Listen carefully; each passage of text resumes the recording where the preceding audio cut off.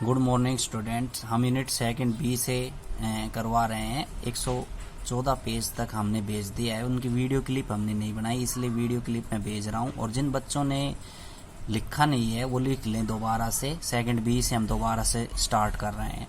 तो electric measurement unit का नाम है। जो इलेक्ट्रिक करंट्स जो हमने यूनिट सेकंड ए के अंदर पढ़ी है, तो करंट के जो सिंपल सर्किट है उनको सोल्व करने के लिए हम ओम्स लॉ का यूज करते हैं। और कॉम्प्लिकेटेड जो सर्किट होते हैं उनको सोल्व करने के लिए, करंट कैलकुलेट करने के लिए हम किरचॉफ के रूल्स और किरचॉफ लॉ रूल्स लागू करते हैं कॉम्प्लिकेटेड सर्किट के लिए। तो सबसे पहले किरचॉफ रूल्स जो हैं दो प्रकार के होते हैं। एक है केसीएल और एक है केवीएल। केसीएल का मतलब होता है किरचॉफ करंट लूप, और केवीएल का मतलब है किरचॉफ वोल्टेज लूप या Kirchhoff voltage law.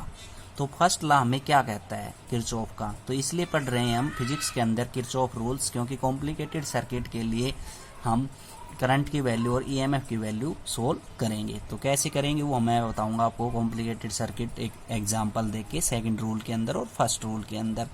First rule क्या कहता है? It state that the algebraic sum of current in a conductor meeting at a junction is zero. इसका मतलब ये है कि algebraic sum of all the current, मतलब सभी करंट का सम वो सभी कहाँ पे मिल रहे हैं? एक जंक्शन के ऊपर आकर मिल रहे हैं। जैसे फॉर एग्जांपल हमने करंट मान लिया I1 I2 I3, और ये मान लिया एक जंक्शन बीच के अंदर।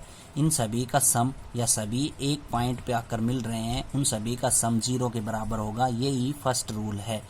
Algebraic sum of all the current in a conductor meeting at a junction. एक जंक्शन पे आके सभी करंट मिलते हैं, उनको हम क्या कहते हैं? Kirchhoff first rule. इस किरचॉफ फर्स्ट रूल को किरचॉफ करंट लॉ भी कहते हैं। और ये जो लॉ है वो कंजर्वेशन ऑफ चार्ज के ऊपर डिपेंड करता है। कंजर्वेशन ऑफ चार्ज के ऊपर डिपेंड करने का मतलब जितना चार्ज हमने जंक्शन के अंदर दिया उतना ही बाहर निकल के आ जाएगा, इसलिए ये क्या है? कंजर्वेशन ऑफ चार्ज पे डिपेंड करता है। Mathematically algebraic sum of all the current किसके बराबर है? जीरो के बराबर है। किसके बराबर है? जीरो के बराबर। Rules for direction of the current. जब ये करंट जंक्शन के अंदर जा रहा है और जंक्शन से बाहर आ रहे हैं, उनके रूल्स क्या हैं वो हम कैसे कैलकुलेट करेंगे? देखो ये ओपन सर्किट है, ना क्लोज है किसी भी साइड, तो इसका मतलब ये हो गया कि किरचॉफ जो फर्स्ट रूल है वो current rule law of conservation of charge के ऊपर डिपेंड करता है और ओपन सर्किट के लिए लागू होता है। ठीक है, तो कंजर्वेशन ऑफ चार्ज का ध्यान रखना है। एक नंबर में क्वेश्चन पूछा जाता है मल्टीपल चॉइस क्वेश्चन के अंदर, किरचॉफ लॉ किसके ऊपर बेस होता है? कंजर्वेशन ऑफ चार्ज या कंजर्वेशन ऑफ एनर्जी? तो कंजर्वेशन ऑफ चार्ज आपको आंसर देना है। तो रूल्स ये है कि जब करंट अंदर की तरफ जाए, मतलब टुवार्ड्स द जंक्शन रहे, तो हमेशा करंट की सेंस में जो डायरेक्शन लेनी वो आपको प्लस की लेनी है, और जब जंक्शन से बाहर की तरफ आए तो कैसे लेनी है? नेगेटिव लेनी है। तो देखो ये रूल्स हैं। The currents toward the junction are taken as positive, the currents away from the junction is taken as negative. मतलब जंक्शन की तरफ कैसा लेना है? प्लस का, और जंक्शन से बाहर की तरफ कैसा लेना है? माइनस का। Kirchhoff first rule applicable open circuit. ये ओपन सर्किट के लिए लगता है। कैसे लगता है? ओपन के लिए एंड क्लोज सर्किट दोनों के लिए ऊपर लगता है, ओपन के लिए भी क्लोज के लिए भी। ठीक है, एक एग्जांपल दे रखा है हमने। कोई भी करंट मान लिया I1 I2 I3 I4 and I5। तो एक करंट इधर जा रहा है बाहर, ये अंदर की तरफ जा रहा है जंक्शन, ये बाहर की तरफ, ये अंदर की तरफ। इन सभी का अलजेब्रिक सम किसके बराबर? जीरो के बराबर। ये रूल्स है हमारा। तो इसमें कैसे करंट कैलकुलेट करेंगे? तो देखो I1 की वैल्यू देखते हैं, अंदर की तरफ है तो प्लस किया जाएगी, I2 की बाहर की है तो माइनस किया जाएगी, I3 की वैल्यू बाहर की है तो माइनस किया जाएगी, I4 अंदर ही है तो प्लस किया जाएगा, I5 बाहर की तरफ है तो माइनस की। ये किसके बराबर? जीरो। ऐसे कोई भी करंट दे दें, 3 एम्पियर 4 एम्पियर 2 एम्पियर 1 एम्पियर, तो हम इस प्रकार से करंट की वैल्यू कैलकुलेट कर सकते हैं। तो ये है Kirchhoff first rule, algebraic sum all the current meeting at a junction is equal to zero. Zero के बराबर होता है लॉ ऑफ कंजर्वेशन ऑफ। ऐसे एक एग्जांपल और दे रखा है। देखो यहाँ से आई की वैल्यू आपको कैलकुलेट करनी है। 5 एम्पियर 2 एम्पियर 3 एम्पियर किसी भी जंक्शन के अंदर ये करंट दिखा दिए, तो आई अंदर की तरफ है तो प्लस का हो गया, 5 एम्पियर अंदर की तरफ प्लस का हो गया, 2 एम्पियर अंदर की तरफ 3 एम्पियर अंदर सभी प्लस के हो गए, बराबर जीरो। तो आई बराबर कितने आएगी? -10 एम्पियर। ठीक है, why Kirchhoff first law are called law of conservation of charge.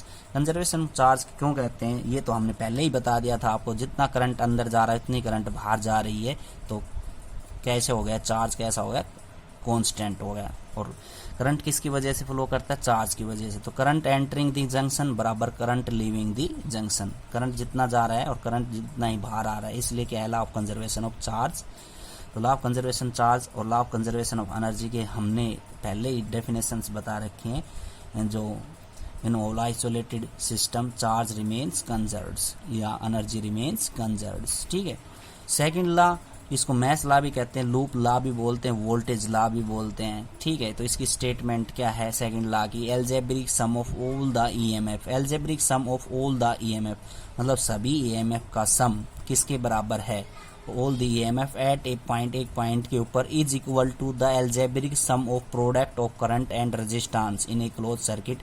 एक क्लोज सर्किट के अंदर वो किसके बराबर है? Algebraic sum. किसका सम? प्रोडक्ट ऑफ करंट और रेजिस्टेंस का सम। ठीक। एक क्लोज सर्किट के अंदर एल्जेब्रिक सम सभी ईएमएफ का सम किसके बराबर है? सभी सम के बराबर। किसके सम के बराबर? प्रोडक्ट ऑफ करंट और रेजिस्टेंस के सम के बराबर। उसको हम क्या कहते हैं? Second law, mesh law, loop law, voltage law.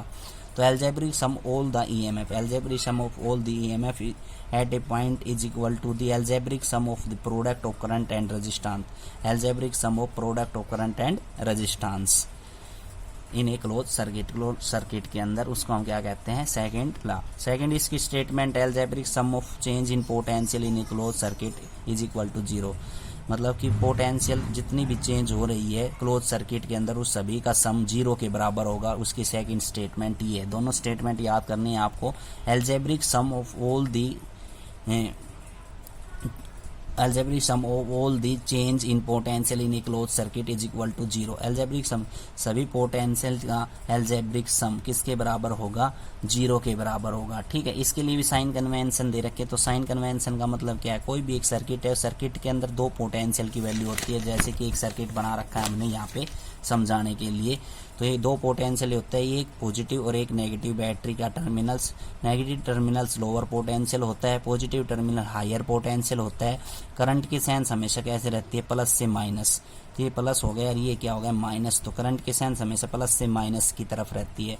तो इसमें दो रूल्स आपको याद रखने हैं। एक रूल्स तो ये है कि जब करंट की सेंस की तरफ चल रहे हैं, मतलब कि पॉजिटिव से नेगेटिव चल रहे हैं हम, करंट की डायरेक्शन हमेशा बताइए सर्किट के अंदर पॉजिटिव से क्या रहती है? नेगेटिव रहती है। तो ये कॉम्प्लिकेटेड सर्किट है, तो इनको हम कैसे सोल्व करेंगे? ओम्स लॉ के अंदर सिद्ध V इक्वल टू IR से हम करंट की वैल्यू कैलकुलेट कर लेते हैं और वोल्टेज की वैल्यू कैलकुलेट कर लेते हैं सिंपल सर्किट के अंदर। तो ये कॉम्प्लिकेटेड सर्किट है जिसमें अंदर 3 रेजिस्टेंस की वैल्यू दे रखी है, R1, R2, R3, और करंट की वैल्यू भी I1 वैल्यू दे रखी है, इधर I2 वैल्यू दे रखी है। ठीक है। EMF भी दे रखी है, E1 और E2। इन सभी को कैसे सोल्व करें? तो किरचॉफ रूल्स इसलिए पढ़ रहे हैं हम फिजिक्स के अंदर। तो ये लोअर पोटेंशियल से हायर पोटेंशियल है। तो जब हम करंट की सेंस में चल रहे हैं तो प्रोडक्ट ऑफ करंट और रेजिस्टेंस आपको हमेशा प्लस का लेना है। करंट की सेंस में चल रहे हैं तो हमेशा कैसा लेना है? हमेशा प्लस का लेना है। और दूसरा जो रूल्स है वो क्या है? देखो, if we move lower potential to higher potential, अगर हम नेगेटिव से पॉजिटिव पोल के ऊपर चल रहे हैं तो then EMF is taken as positive. EMF हमेशा प्लस की लेनी है। क्या लेनी है? हमेशा प्लस की लेनी है। कब? जब हम नेगेटिव से पॉजिटिव पोल की तरफ चल रहे हैं, मतलब हायर पोटेंशियल, लोअर पोटेंशियल से हायर पोटेंशियल में।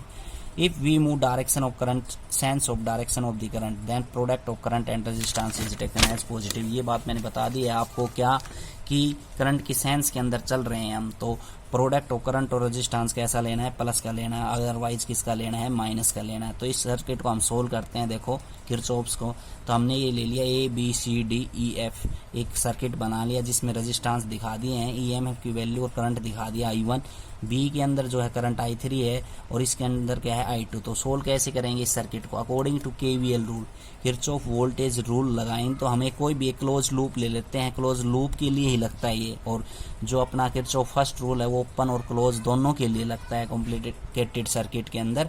तो KVL रूल्स के अंदर हमने ABEFA ये हमने क्या ले लिया? एक लूप ले लिया, क्लोज लूप बोलते हैं इसको, क्लोज्ड पाथ है इसलिए। अब हम ये इस तरफ चल रहे हैं। पहले ये देखो एंटी क्लॉकवाइज का निशान है, तो एंटी क्लॉकवाइज चलेंगे। तो एंटी क्लॉकवाइज चलेंगे तो देखो I1 की वैल्यू और R1 की वैल्यू, ये करंट की सेंस में प्लस से माइनस की तरफ चल रहे हैं, तो ये प्लस की आ जाएंगे I1 R1 plus I3 R3, ये I3 I3, ये भी करंट की सेंस के अंदर, ये भी किसकी आ जाएंगी प्लस की। और ये अब हम इस तरफ जाएंगे, EMF बराबर में, EMF किसके बराबर है प्लस का E1, लोअर पोटेंशियल से हायर पोटेंशियल की तरफ चल रहे हैं, तो EMF की वैल्यू क्या लेनी है प्लस की लेनी है। ये इक्वेशन फर्स्ट। ऐसे ही हमने लूप ले लिया ABCDEFA लूप ले लिया। अब लूप लेने के बाद हम कैसे चल रहे हैं, अब की बात देखो क्लॉकवाइज चल रहे हैं, मतलब इस प्रकार से चल रहे हैं, क्लॉक की डायरेक्शन के अंदर चल रहे हैं। तो क्लॉक की डायरेक्शन के अंदर चलेंगे तो क्या होगा, फिर वही हमने क्या I2 R2, देखो यहाँ से I2 R2 की वैल्यू हम करंट के सेंस के अंदर चल रहे हैं, तो करंट के सेंस के अंदर चलेंगे तो ये प्लस का आ जाएगा I1 R1। तो I1 और R1 का प्रोडक्ट ऑफ करंट और रेजिस्टेंस की वैल्यू ले रहे हैं, ये करंट के सेंस के अपोजिट हो गया, तो ये किसका आ जाएगा माइनस का, इज इक्वल टू।